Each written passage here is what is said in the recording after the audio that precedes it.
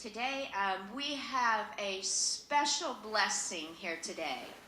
You know, Chip and I have been teaching on as a man thinketh, your words, all of that, unfolding, unwrapping all of that.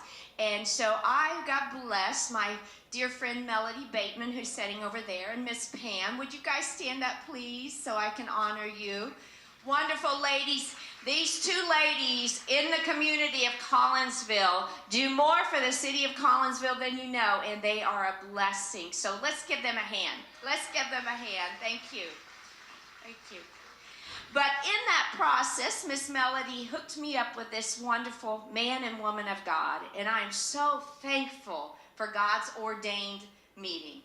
And so today we have the honor and the privilege of having Pastor, Coach, we'll put it all in there, Dr. Mark Bishop with us today. And I wanted to give you a little background on this incredible man of God. Dr. Mark Bishop is a family physician. In 1973, he was an honor graduate and an elected member of the Alpha Omega Alpha Honor Medical Society at the University of Wisconsin Medical School, where he completed a family practice residency in 1976. In 1996, Dr. Bishop was named the Wisconsin Family Physician of the Year, the highest honor given by the Wisconsin Academy of Family Physicians. Glory to God. That's who we have sitting right here. In 2015, Dr. Bishop received a master's degree in biblical study from Charis Bible College in Colorado Springs, Colorado. He has been a family doctor for the past 40 years. Dr. Bishop has integrated the foundational truths of the word-based faith and belief with the sciences of life and medicine, using a 7-step method of learning, integrating the foundational truths and the word-based faith and belief that the sciences of life and medicine for personal recovery, healing, and transformation. And so today we want to honor Dr. Bishop for being here with us. It's an honor and a privilege, but before we begin, I want to introduce his beautiful wife, Miss Judy. Would you stand up, please? Thank you for joining him today. We appreciate you being here. And now I would like to hand the mic over to Dr. Mark Bishop. We thank you. Give him a big hand. Give him a big hand for being here. Thank you, sir. We appreciate Thank you. Appreciate you. Thank you.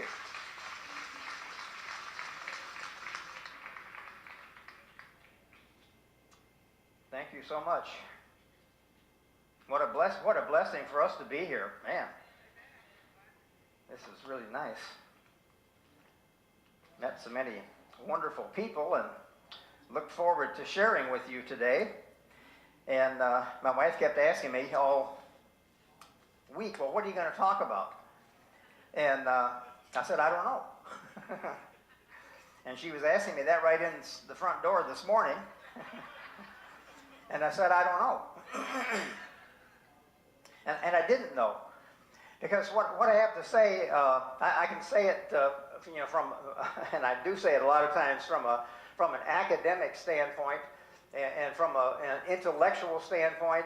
I've studied humanity. I've studied all the physics and biochemistry. I majored in genetics and molecular biology. I can take you right down to the infrastructure of the human cell and show you how it operates. But the most important aspect of all of this is how do you apply this in your normal daily life? And in order to express that to you this morning, I'm going to make this personal. I'm going to tell you about how my wife and I, how we have walked through our life and applied these principles. And I don't come to these principles just through medical school and residency and all the training that I've had. I've had just a wonderful experience. I've delivered over 3,000 babies. When I was going to medical school, I wanted to study life. And I wanted to know where life comes from, what life is all about. And I could see no other way of studying life than to study humanity from literally the cradle to the grave. And that's what my practice has been like. Unfortunately, they don't make family doctors like they did when I was coming through my medical training, because I did surgery, I did all kinds of stuff. I took care of people. I took care of families. I was their doctor. I was there 24 hours a day, 365 days a year. When they were in the ditch, guess what? I wasn't standing off in a white coat somewhere pontificating on how to get them out of the ditch. I jumped in the ditch with them and tried to salvage what we could salvage out of their lives. And I realized that even before I went to medical school, I as a little kid, took care of all the sick animals in the neighborhood. Everybody would bring me their sick birds and sick rabbits and baby puppies and all these kind of things. And I used to raise flying squirrels in my sock drawer and baby rabbits in my underwear drawer. My mother was always pulling the drawers out and finding some little creature in there that I was trying to nurse back to health again. So I was interested and enthralled with life all along the way. And for some reason, I knew that there was a potential that humanity has that no other life form has. And that, how do you tap into that potential? And that's one of the guiding forces that led me to go into medical school. Because when I made my application out for medical school, we had to put down why we wanted to go to medical school. Why do you want to be a doctor? And I say this to myself literally every day. I'm thankful that I'm able to say this every day. And what I said on my medical school application was that I want to exhaust my human potential. I want to exhaust my human potential in the service to my fellow man. That's what my dictum was. And I've been doing this now for 43 years, and I've been blessed to be able to do that. And God has taught me great lessons, and humanity, you have taught me great lessons. And I want to share those lessons with you. So, when I first went into medical school, here was the anatomy of a human organism. When I know that the human organism has a heart, and the blood is pumped out of the heart. These are channels, blood vessels. The heart pumps life-giving nutrients, life-giving oxygen that goes from the heart out through the brain, and the brain regulates and orchestrates how the distribution of the nutrients go out into the body. And here are the parts of the body: the liver, the kidney, the different arms and legs, and all the different parts of our body. Here was what I saw operational. This is what I spent the first 4 years of my medical training studying about the genetics and physiology. And whether you know it or not, all of us in the Western world today have been significantly deceived by the great deluder, Satan, with a concept that has led us away from recognizing who we are in Christ. And what concept that concept is called determinism. Now, when I went to medical school, the actual name of the textbook of biochemistry that I had, it was called Biochemical Predestination. At that time, the world, and to a great extent, the world still believes that all the intelligence and knowledge that operates life comes from the chemicals that make up our DNA. That the chemicals that make up our cells. Biochemical predestination. So in other words, you're born with DNA. Did you have any choice in what DNA you're born with? Well, right off the reel, when I got into medical school, I was no longer working with dogs and cats. I was working with the greatest creation on this planet. I thought, what in the world is going on here? How in the world can the most sophisticated, most intricate living organism on this planet not have some say-so into their ultimate destiny? How in the world can that be? I mean, if that's the way it is, we live in the most unfair universe that anybody ever created. And I don't know who created it at that time. I had absolutely no idea, because I was an atheist. I bought into the fact that if I studied chemistry long enough, I would learn that there was some way that these chemicals were making this intelligence that ran life. But what I mean by running life is, right now, you're sitting there right now, your heart is beating 80 times a minute. Are you thinking about that? Are you doing that? That your heart is pumping blood through 64,000 miles of blood vessels right now.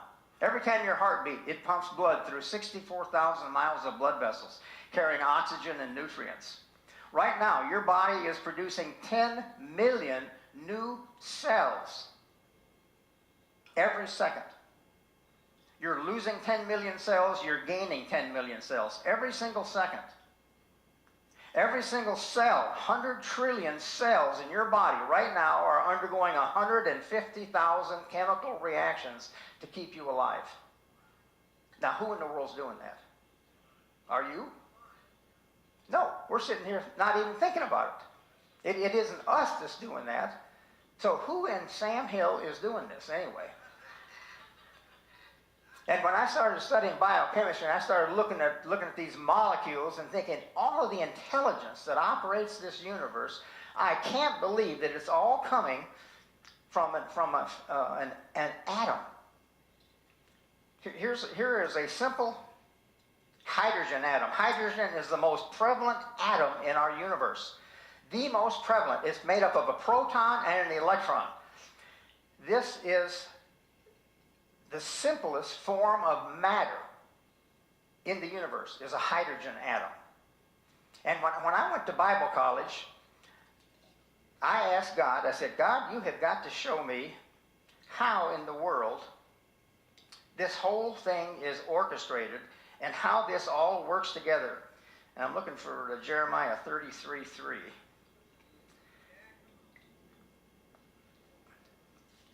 I was literally sitting in class, and we were studying Jeremiah, and Jeremiah 33:3, it says, call unto me, and I will answer thee, and show thee great and mighty things which thou knowest not. And I had just asked God, I said, God, you've got to show me, how does this all work together? Where is all this? How does all this work together? And when I read that verse, I didn't hear an audible voice, but there was a voice inside me that said, Mark, study hydrogen. Well, I just about fell out of my chair. Here I spent my whole life studying medicine and science, and I come to Bible college to study the Bible, and God tells me to study hydrogen. I'm thinking somebody got their wires mixed up here somewhere. Why would I want to study hydrogen? Well, let me tell you why God told me that. And I'm going way fast forward here. But this hydrogen ion is in every single cell in your body. It's the most prevalent atom, not only in the universe, it's the most prevalent atom in your body. And the location of this electron, this is called the magnetic moment. This is ideal. This is an ideal cell. This cell right here is living in a state of faith. This cell right now is living in a state of symmetry. This cell is living in a state of ease. Now, if that electron gets shifted over to another location like this, look what happens when I try to rotate that. Okay? This is the difference between an MRI scan of a normal kidney, right there, and a kidney with cancer. This is the cell that has cancer in it. One single electron change will make a difference between a normal cell and a cancer cell. That's all it takes. One dislocation of an electron on a hydrogen atom. That's why an MRI scan shows up tumor cells different than normal cells. Because MRI scans and CAT scans all work on the magnetic moment of a hydrogen atom. It's as simple as that. Well, who is it that controls where this electron is? Who is it that controls where that electron is? Do you know that every single thought you have has an effect on that electron? It's called the Zeeman effect. And there's another effect called the Stark effect. The Zeeman effect and the Stark effect in every physics textbook in the planet shows that man's his belief, which is made up of a thought and an emotion.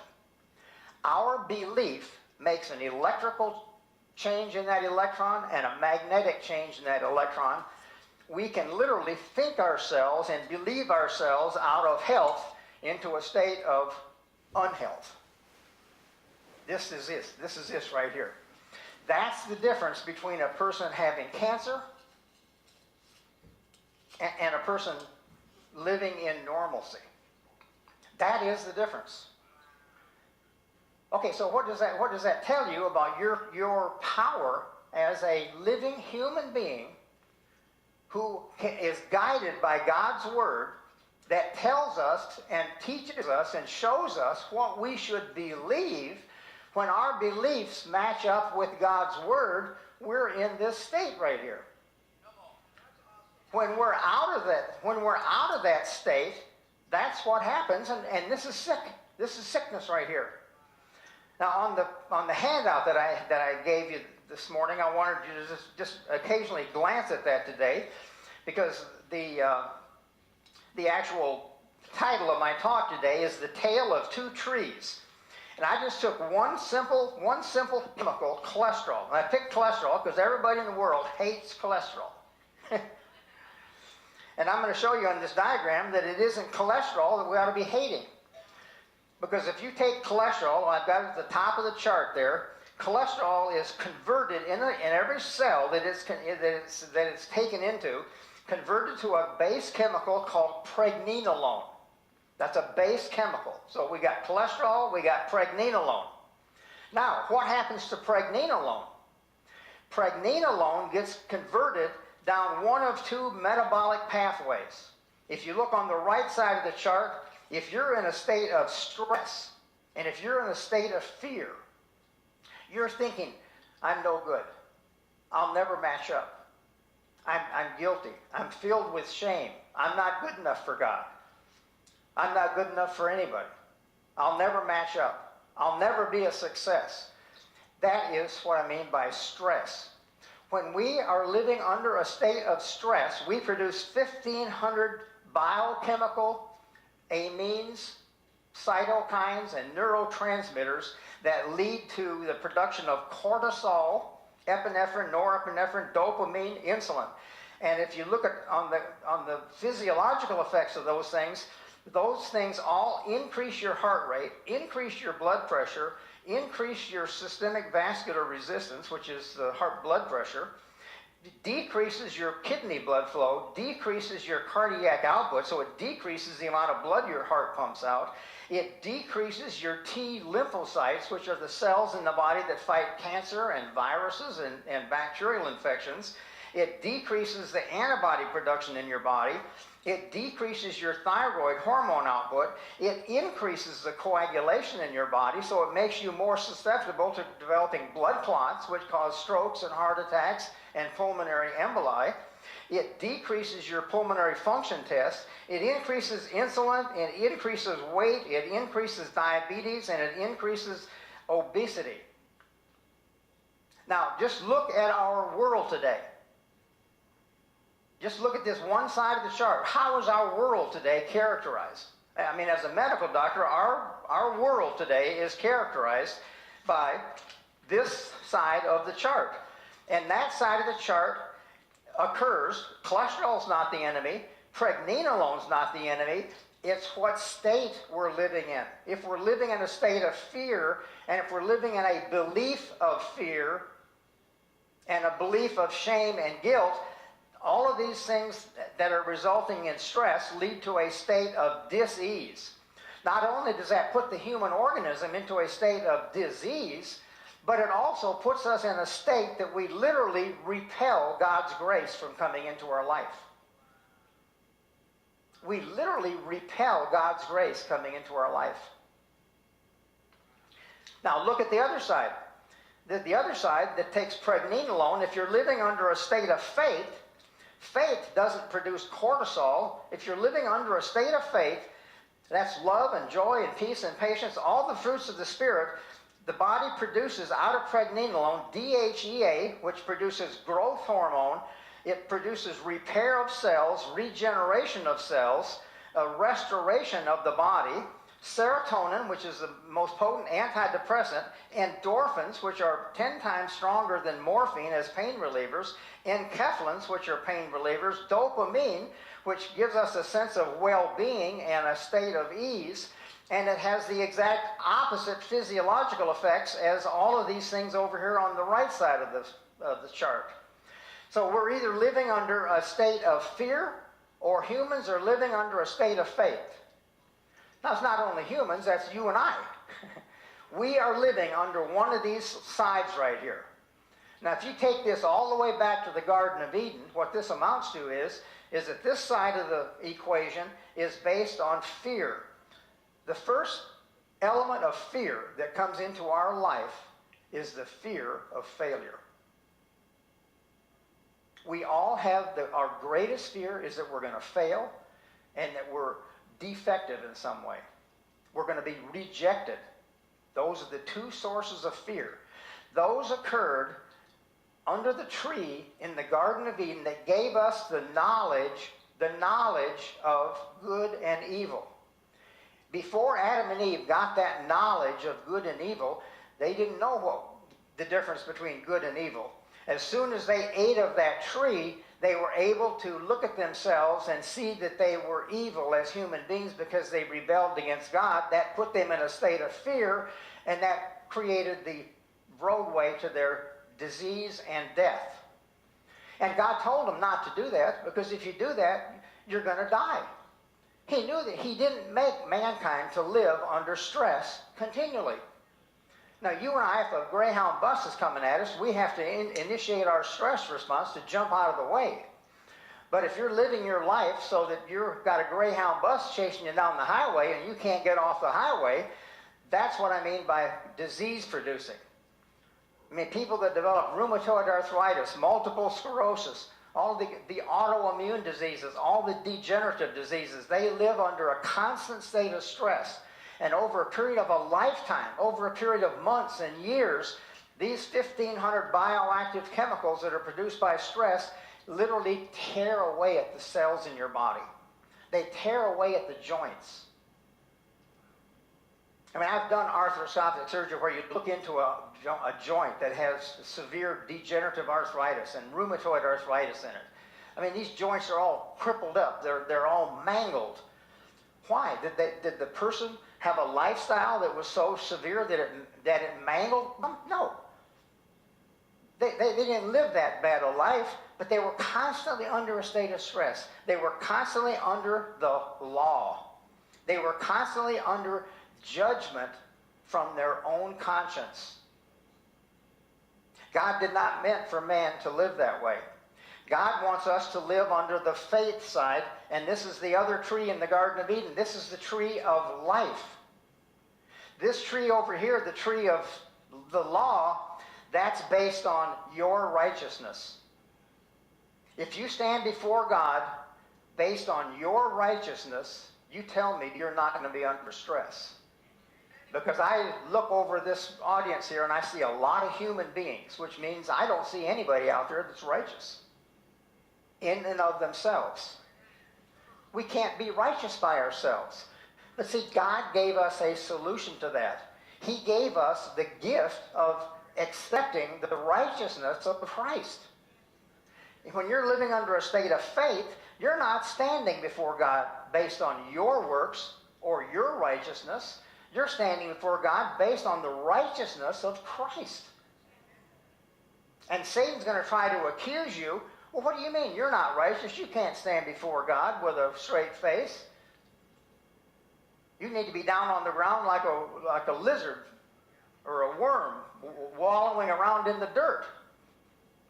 No, God didn't say that. God made mankind to have a relationship with Him, and He gave us the very life of Christ. All we need to do is accept that and believe it.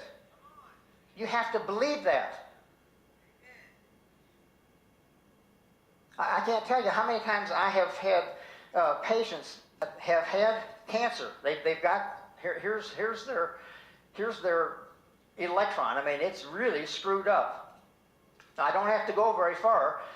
my wife and I, our 17-year-old son, he's now 45 years old, but when he was 17 years old, he developed acute lymphoblastic leukemia. And he went through 3 strokes, was blind for 10 days in an ICU, went into kidney failure, went into heart failure. And there were days that I had 8 doctors all lined up telling me that my son was going to die of the complications of his leukemia.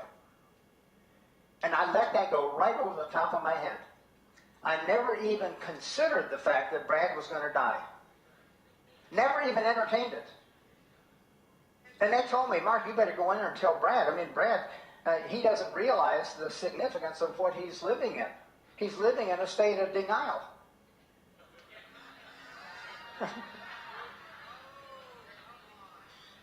And I never told Brad any of those things. I never told Brad.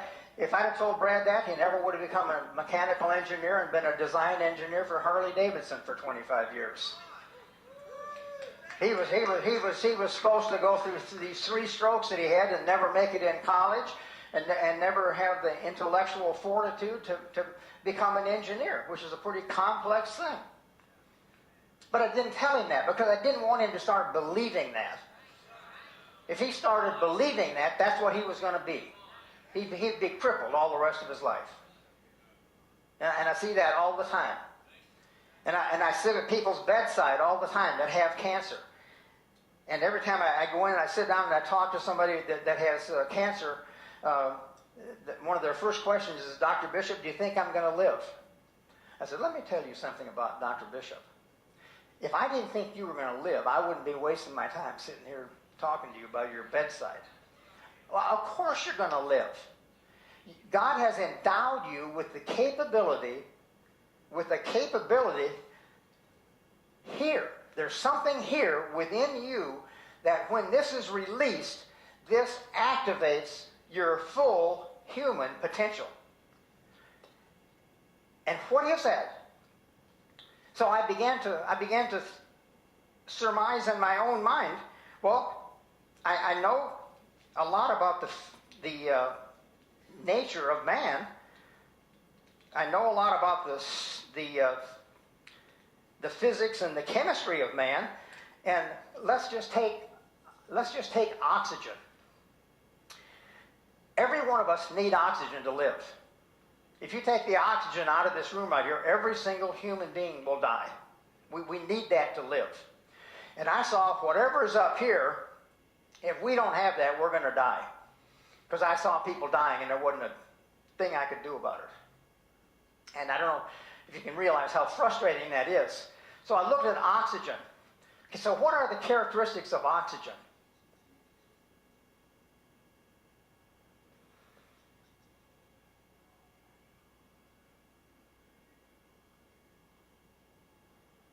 First of all, it's free. Nobody in here is paying for the oxygen they're breathing.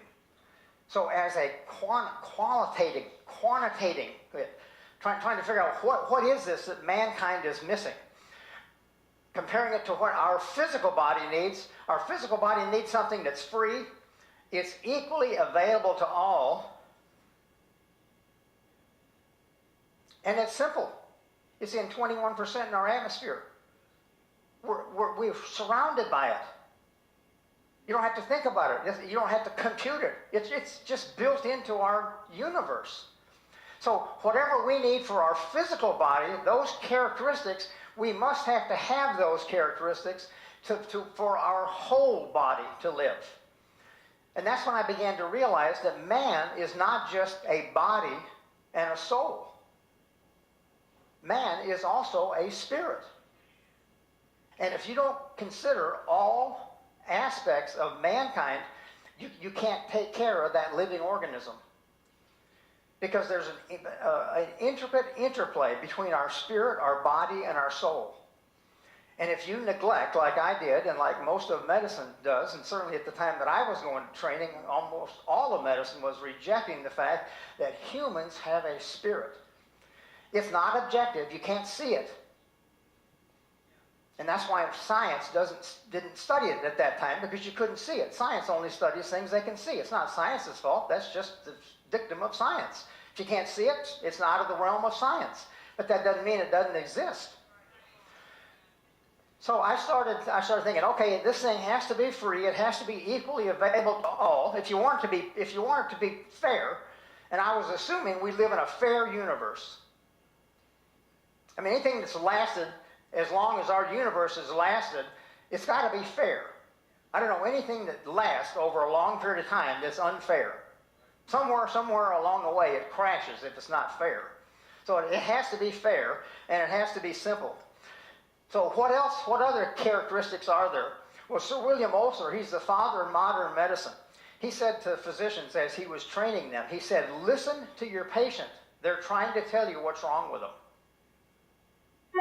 So I thought, okay, Sir William Osler, I'm going to go and do exactly what you said. So when I was dealing with people during the day, and I'd taken care of the babies and done the C-sections and done the appendectomies and taken care of their pneumonia and treated their heart attack and their high blood pressure and their diabetes, then I would take a moment and I would say, how's life going for you? Oh, Dr. Bishop, life is miserable.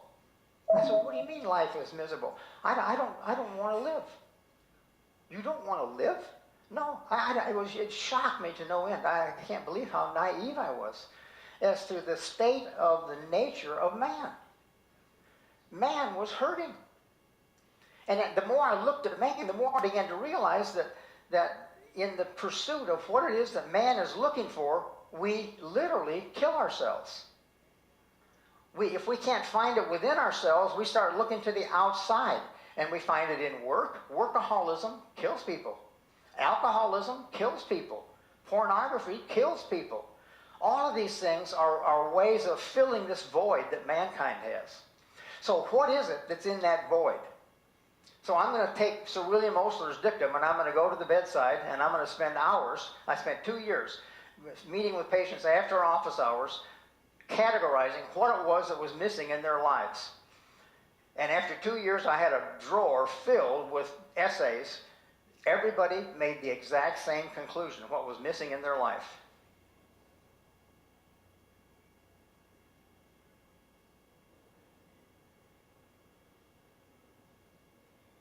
Love, forgiveness, meaning, and purpose.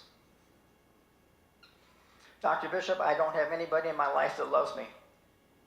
Dr. Bishop, my life is filled with shame. I had an abortion. I have been through a divorce. I went through adultery. I've been an alcoholic. I've been a drug addict. I've beat my kids. I've had domestic charges filed against me. And I don't know where I'm going to get forgiveness for that. It's eating me up. This shame and guilt from this is literally eating me up. And I don't know why I'm living. I have absolutely no idea why I'm living. I'm just going from one day to the next. Just there to feed the kids. I mean, I've had one guy said it best. He said, Doc, he said, I feel just like an old pack mule. He said, I've raised 6 kids. I've put them all through college. I've done everything I can for those kids. I've done everything for them. I've set them up with their jobs and set them up with their careers and everything. And I feel nothing but like an old pack mule. I just need to be turned out to pasture. I have no reason for living.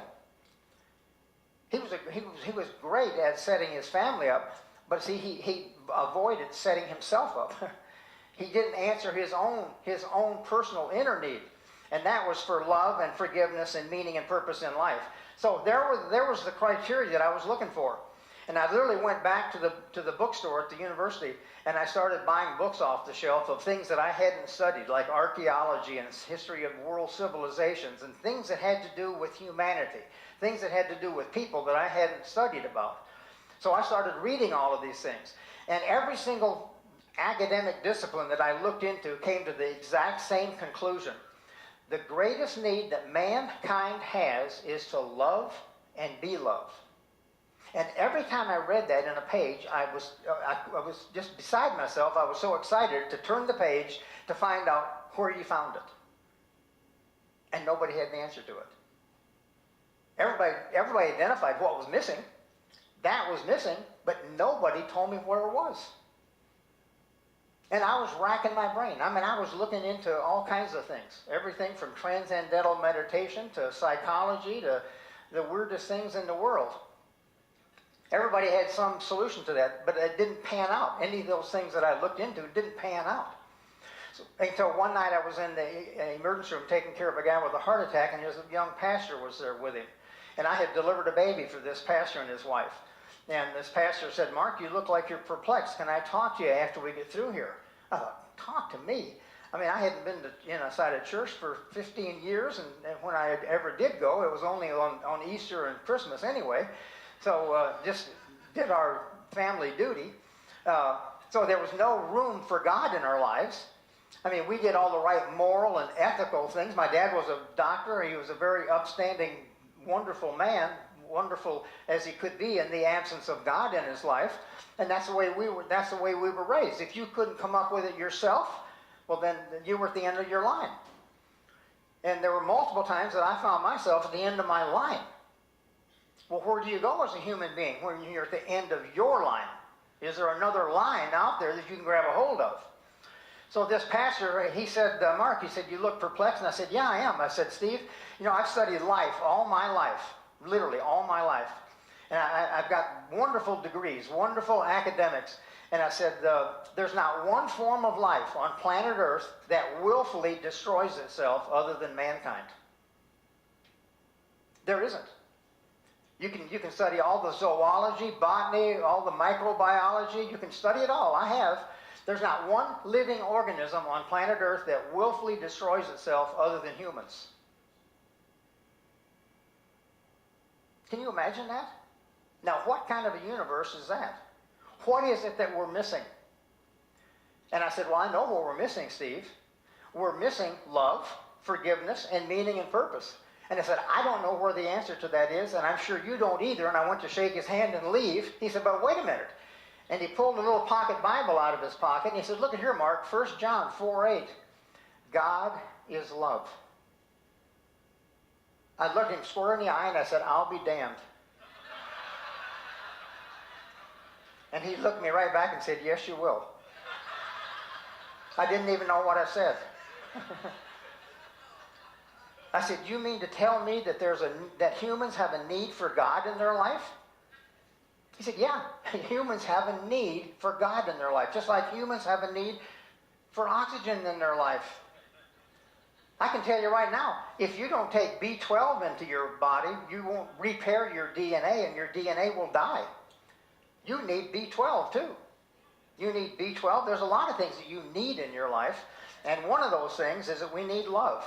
And the only source of love for humans is through a relationship with God." And then I said, "Well, okay, that sounds great." And he went to the 1 Corinthians, and I said, "Tell me more. What is love?" And I had told people when I was interviewing them, and they told me that they were missing what love was. I said, "Well, would you write down for me when you say you're missing love, write down for me what it is that you're missing. I mean, literally define it. What do you mean by love? You mean somebody that squeezes you, somebody that kisses you, somebody that pats you on the head? What are you talking about in terms of love?" Here's the definition of love. Love is very patient and kind. It's never jealous or envious, never boastful or proud, never haughty or selfish or rude. Love does not demand its own way. It is not irritable or touchy. It does not hold grudges and will hardly even notice when others do it wrong. It's never glad about injustice, but rejoices whenever truth wins out. If you love someone, you will be loyal to him no matter what the cost. You will always believe in him, always expect the best of him, and always stand your ground in defending him. This is love. This is what human beings need in their life. We need it in our interpersonal relationships. We need this, first of all, in our relationship with God. Because in the absence of having God come into your life, you can't do this on your own. Humans can't do this. So, I mean, it's like if you were constipated, you can't have a bowel movement unless I give you a laxative. Okay? Well, you can't have love unless you take God in. God is the laxative. You've got to have it. You're not going to have a movement unless you got God in your life.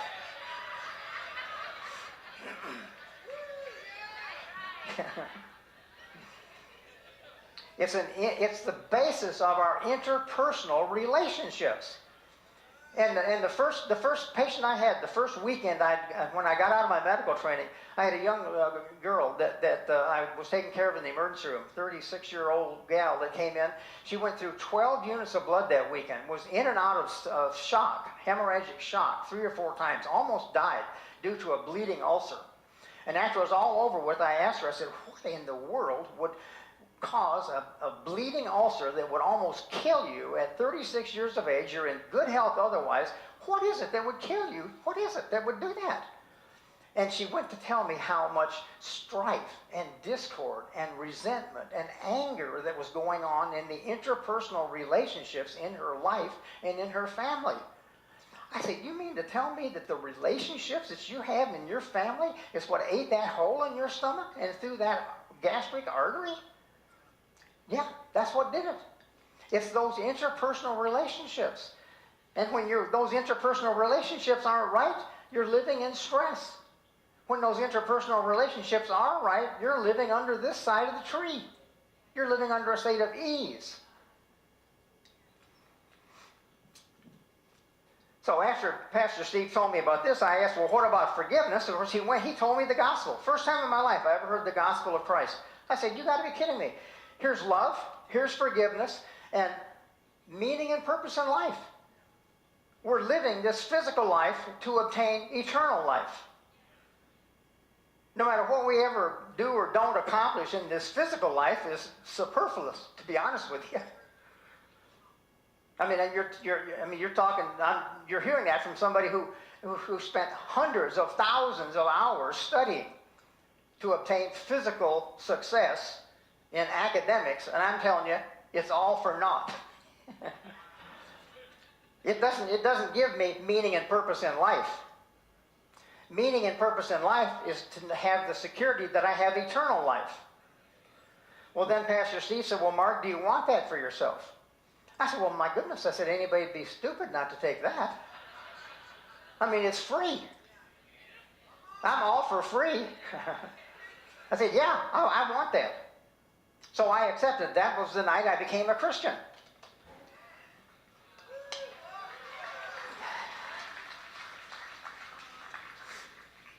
And it was right at that same time that all this was very personal to me, because right at that same time, I was having a great amount of personal distress in my own life. I'm one of 6 boys in a family. Wonderful family. I'd say my dad is the most loving, giving human being I've ever met in my life. He accepted Christ at age 92. And my mother accepted Christ at age 86. And I had the privilege of baptizing Mom in the lake. So they're saved. But here's this family. We had the cops on our doorsteps many nights because we were doing all kinds of shenanigans, but when we didn't do anything all that bad or all that great. But I had one brother that kind of went away. We all wrestled and played basketball and played football, and we all did the things that bishop boys were supposed to do.